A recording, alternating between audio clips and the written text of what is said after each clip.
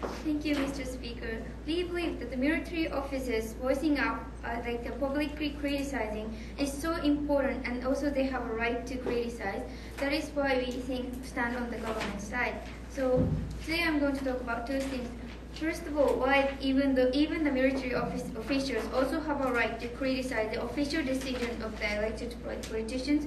And second of all, why after taking this proposal, these kind of the voicing out is so necessary for the better decision making, especially for the military affairs, and the better discourse and better decision making is actually made. But before that, let me define some models. So we think that the publicly criticizing means that both for the policy on the social welfare or so on, and also on the military affairs. For example, like the decisions on the budget for military, or how many soldiers they actually provide, or whether or not the invading they actually do the invading or not. Okay, and we think that after taking this proposal, not punishing means that not punishing the criminal code. Yes. Do you believe civil servants in general have a right to criticize what the government is doing? Okay, so we think that the civil servant and the military officers are very, very different in terms of, because we think that the military officers, even though they belong to the national government, we think that these kind of people's the nation's decision will actually change their life, or the result of the decision directly affecting their life, because they have a high possibility of dying because of the result of the decision. So we think that they are totally different. Okay, moving on to the first argument, why the military officers are justified to criticize. So we think that basically the government, everyone should have the right to criticize the government, because the government or also the politicians exist for the people's well-being, and if the decision is not good, they have a right to voice out to the public, and they have a right to publicly criticizing. So we think the freedom of expression is so fundamentally supported for everyone, and also we think why the military officers uniquely have a right.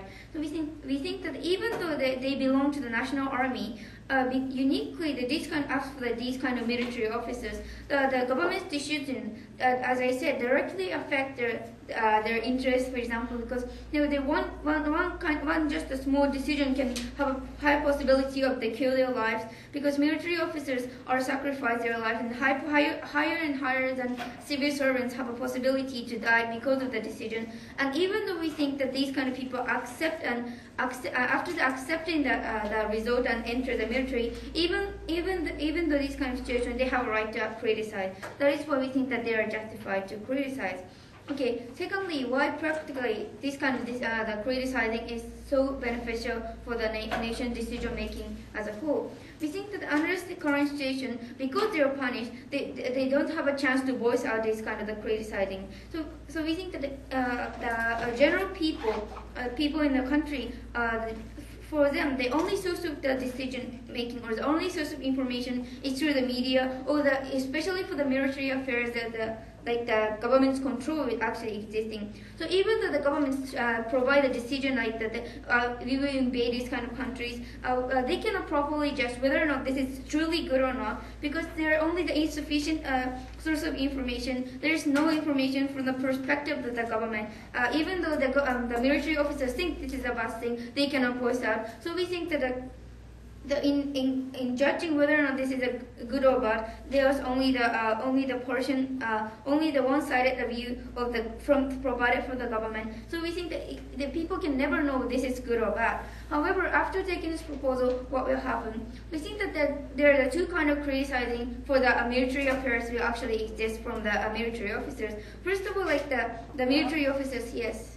Under the status quo, even under the status quo, there are politicians who are for the war and who are against the war. Isn't there enough discourse under the status quo? So we think that under status quo, even these kind of decisions are they are both from the civilian's view, and we think that the more another view from perspective from the military officers will also important, because these kind of their voices never reach to the general people. So. First of all, like the criticizing, like the stop the military action, and second of all, like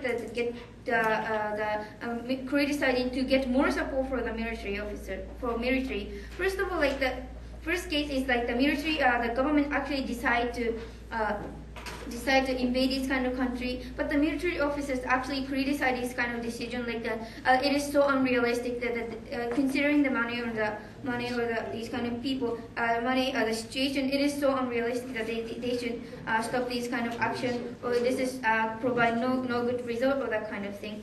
And second criticizing is like to criticize so that they can get more support for the military action, because like for example like they increase more officers or increase the more number of troops or that kind of thing, so that they can do good for the invasion or that kind of thing. So we think that this kind of voicing out is so important, because the government have a structurally tendency to neglect this kind of people's opinion. First of all, because like these kind of civilians are not familiar with the military officers, the special affairs.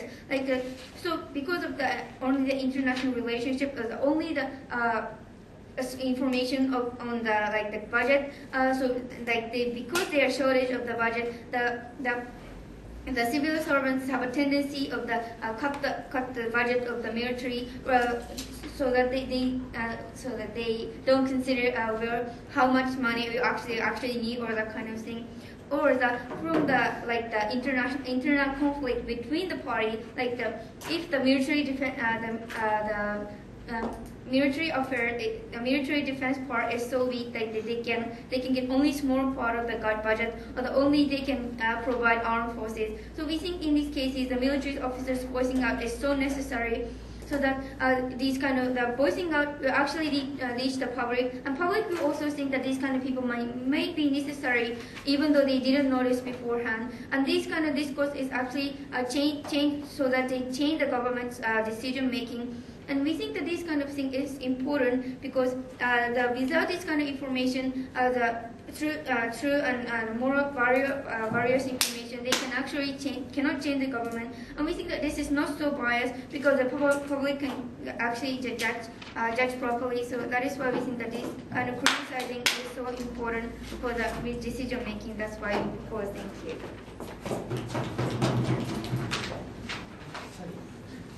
Good afternoon, ladies and gentlemen, Mr. Speaker. Please don't do a judge test with drinking Coca-Cola and eating potato chips. I know what you're doing in front of the computer, because that's what I'm always doing when I do a judge test.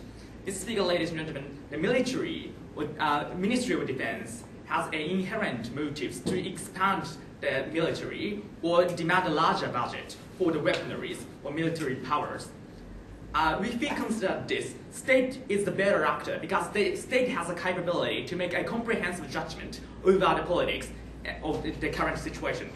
We don't believe the military have a right to criticize government, as they are the part of civil servants in exactly the same way as other civil servants are. To that extent, we are happy to oppose the motion before it has to. As a leader of opposition, I'm going to use three arguments. First of all, the nature of civil servants and extent of liability, extent of acceptability of what they are allowed to do. Second of all, I'm going to analyze the nature of military and defense of Ministry of Defense. Third of all, how this sort of punishment is necessary to rectify structural power imbalance between military and politicians. Our model is very simple. When we say punish, that's going to be decided by martial courts or courts, and then the punishment will be proportionate to the kind of criticism that high-ranking military officials make. For example, just like a case of McCarthy, if those high-ranking military officials just make some sort of a critical statement, then we're going to just fire them. If high-ranking military officials leak, let's say, classified information to the public, in that case, we are happy to imprison them. Then the punishment will be proportionate to the kind of the critical criticism that these kinds of people make. Let's move on to the first argument. Before that, three rebuttals. I'm going to rebut to the previous speaker from three perspectives. One, what's the difference between other civil servants and militaries, high-ranking military officials? The answer from that side of the house, to my point of information, is how much the result of a decision affect the public can be a criteria or standard to differentiate civil servants. If that's the case, then all ministries have strong impact over the public, whether it's education or whether it's finance or whether it's Ministry of Law, Mr. Speaker. We don't know why the Ministry of Defense or the security is the overwhelming interest over any other different types of interests that exist in the public. Second rebuttal. My question is, are high-ranking military officials capable of making rational critique in the first place? Because that's the premise of her case. Mr. Speaker, ladies and gentlemen, militaries or military officials make decisions preoccupied with their own interests. We don't believe they have a capability to look at things from different perspectives.